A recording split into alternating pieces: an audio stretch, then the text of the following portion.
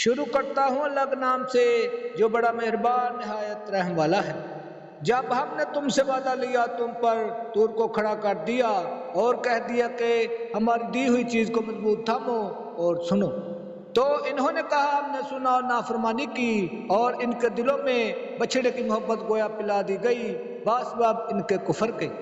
ان سے کہہ دیجئے کہ تمہارا ایمان تمہیں برا حکم دے رہا ہے اگر تم مومن ہو۔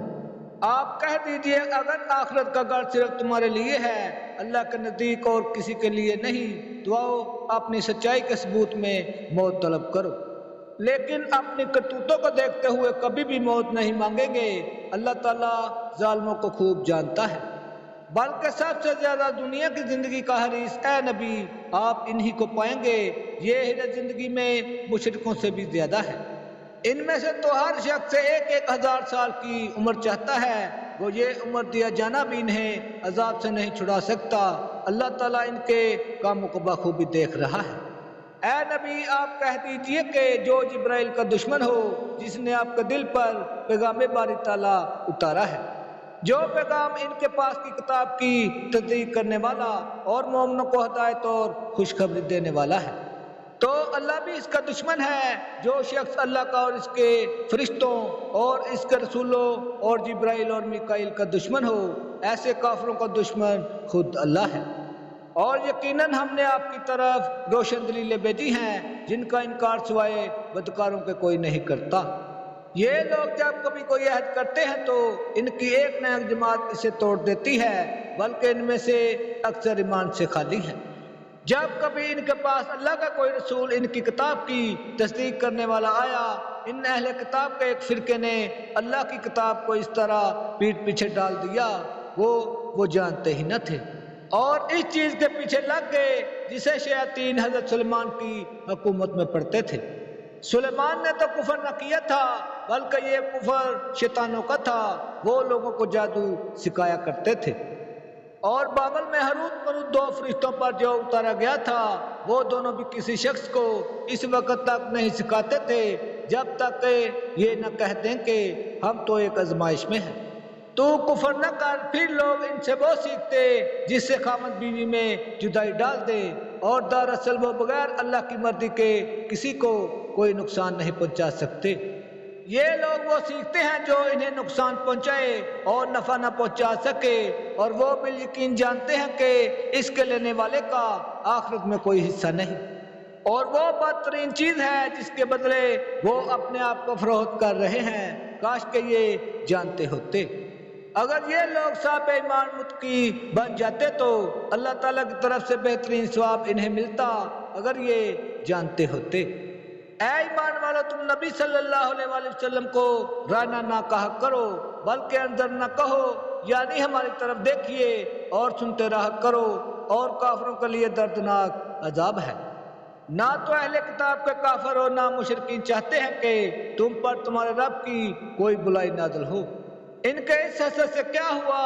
اللہ تعالیٰ جسے چاہے اپنی رحمت خصوصیات سے عطا فرمائے۔ اللہ تعالیٰ بڑے فضل والا ہے۔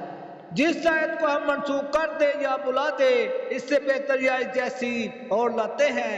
کیا تو نہیں جانتا کہ اللہ تعالیٰ ہر چیز پر قادر ہے؟ کیا تجھے علم نہیں کہ زمین و آسمان کا ملک اللہ ہی کے لیے ہے، اور اللہ کے سوا تمہارا کوئی ولی اور مددگار نہیں؟ کیا تم اپنے رسول سے یہی پوچھنا چاہتے ہو جو اس سے پہلے موسیٰ علیہ السلام سے پوچھا گیا تھا؟ سنو، ایمان کو کفر سے بدلنے والا سیدھی راہ سے بھٹک جاتا ہے۔ ان اہل کتاب کے اکثر لوگ باوجود حق واضح ہو جانے کے محض حسد و بغض کی بنا پر تمہیں بھی ایمان سے ہٹا دینا چاہتے ہیں۔ تم بھی معاف کرو اور چھوڑو یہاں تک کہ اللہ تعالیٰ اپنا حکم لائے۔ یقیناً اللہ تعالیٰ ہر چیز پر قدرت رکھتا ہے۔ تم نماز قائم رکھو اور زکوٰۃ دیتے رہا کرو، اور جو کچھ بلائی تم اپنے لیے آگے بھیجو گے سب کچھ اللہ کے پاس پالو گے۔ بے شک اللہ تعالیٰ تمہارے مال کو خوب دیکھ رہا ہے۔ یہ کہتے ہیں کہ جنت میں یہود و نصارہ کے سوا کوئی نہ جائے گا، یہ صرف ان کی آرزویں ہیں۔ ان سے کہو کہ اگر تم سچے ہو تو کوئی دلیل تو پیش کرو۔ سنو، جو بھی اپنے آپ کو خلوص کے ساتھ اللہ کے سامنے جھکا دے، بے شک اسے اس کا رب پورا بدلہ دے گا۔ اس پر نہ تو کوئی خوف ہوگا نہ غم اور اداسی۔ یہود کہتے ہیں کہ نصرانی حق پر نہیں، اور نصرانی کہتے ہیں کہ یہودی حق پر نہیں، حالانکہ یہ سب لوگ تورات پڑھنے والے ہیں۔ اسی طرح انہی جیسی بات بے علم بھی کہتے ہیں قیامت کا دن اللہ ان کے اس اختلافات کا فیصلہ ان کے درمیان کر دے گا۔ اس شخص سے بڑھ کر ظالم کون ہے جو اللہ تعالیٰ کی مسجدوں میں اللہ تعالیٰ کا ذکر کیے جانے کو روکے، ان کی بربادی کی کوشش کرے۔ ایسے لوگوں کو خوف کھاتے ہوئے ہی اس میں جانا چاہیے، ان کے لیے دنیا میں بھی رسوائی ہے اور آخرت میں بھی بڑا عذاب ہے۔ اور مشرق اور مغرب کا مالک اللہ ہی ہے، تم جدھر بھی منہ کرو ادھر ہی اللہ کا منہ ہے، اللہ تعالیٰ کشیدگی اور وسط والا اور بڑے علم والا ہے۔ یہ کہتے ہیں کہ اللہ تعالیٰ کی اولاد ہے، نہیں بلکہ وہ پاک ہے، زمین اور آسمان کی تمام مخلوق اس کی ملکیت میں ہے اور ہر ایک اس کا فرما بردار ہے۔ وہ زمین اور آسمانوں کو پیدا کرنے والا ہے، وہ جس کام کو کرنا چاہے کہہ دیتا ہے کہ ہو جا، بس وہی ہو جاتا ہے۔ اسی طرح بے علم لوگوں نے بھی کہا کہ خود اللہ تعالیٰ ہم سے باتیں کیوں نہیں کرتا، یا ہمارے پاس کوئی نشانی کیوں نہیں آتی۔